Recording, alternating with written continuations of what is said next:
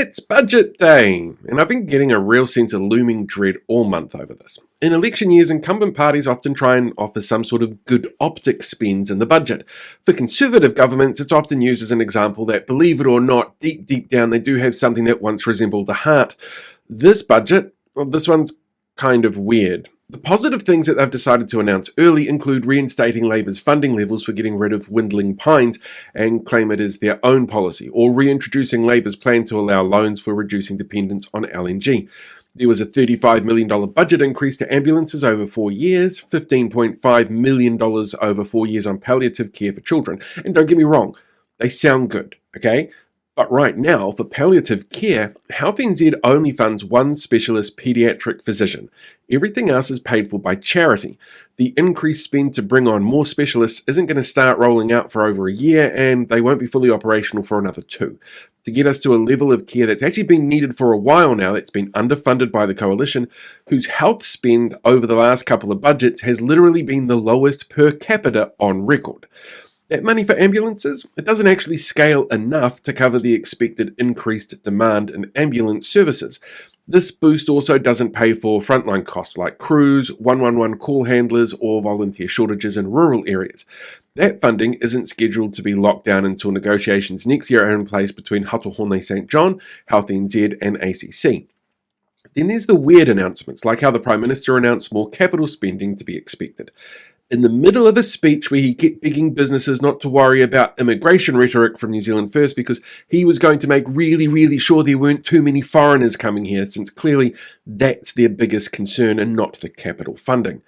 On top of that, there are some openly shitty choices that they've made public already. Laying off 9,000 people, merging ministries and replacing them with AI, making 80,000 people getting housing help worse off, and axing the fees-free scheme.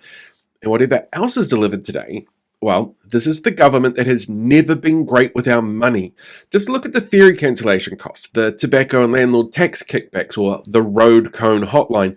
And who can forget cancelling pay equity last year, or stripping subsidies for public transport and green alternatives, or the operation deficiencies we've seen because of major blanket cuts to departments.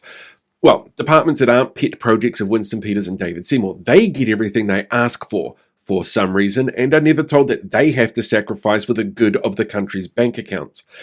And then there's all the other bullshit that's happened this week. If you're a regular Herald reader, you may not know about it, but there's been dodgy-looking actions unveiled all week. The way laws were changed to almost word-for-word lobby documents which benefited companies like Fonterra that were somehow blamed on a now long-gone staffer.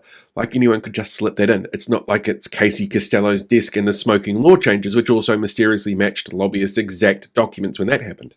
It's bad enough for the Ombudsman to step in and investigate this.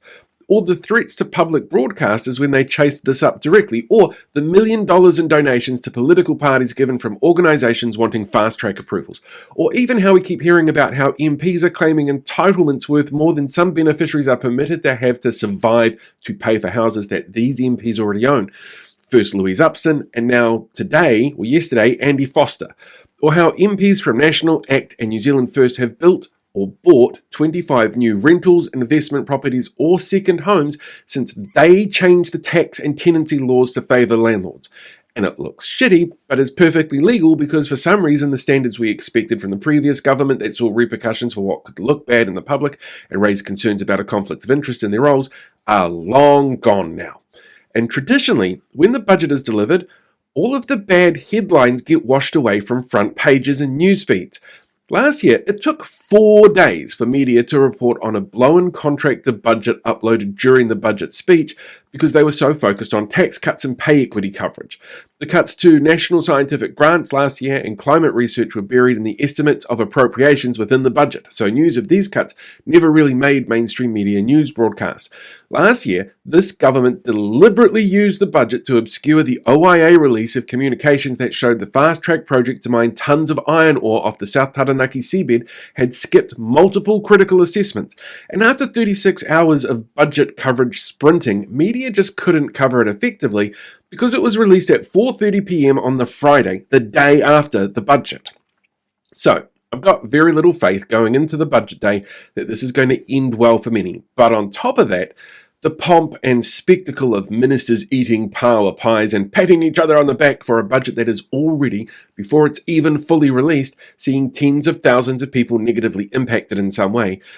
It all feels like a massive distraction to me, and we really need to be aware of that, because after the budget comes the election, and that's when you'll want to remember everyone who had something to do with the corruption claims, or dodgy behaviours, or shitty responses. That's not when you're going to want to remember the photo ops with ambulances or cute videos about chopping down trees. And if you want to have your say there, there's one thing you really do have to do, and that's make sure your enrolment details are up to date. Because if you're not enrolled by October 25 this year, your details aren't up to date, you don't get to vote. It sounds like another thing that they're trying to distract you from, to be honest. Oh, hey there, podcast listeners. Thanks for checking out today's podcast, whether that's on video or audio. I really appreciate it. And I did finally get around to doing a podcast end tag, which I've been meaning to do for a while instead of just taking you onto the Facebook version. So while you're here, why not hit that subscribe button so that you can get updates coming in directly every time there's a new episode uploaded. Just seems like a really simple way to keep up to date with all of the crazy that's going on. So yeah, give that a shot and I'll talk to you soon.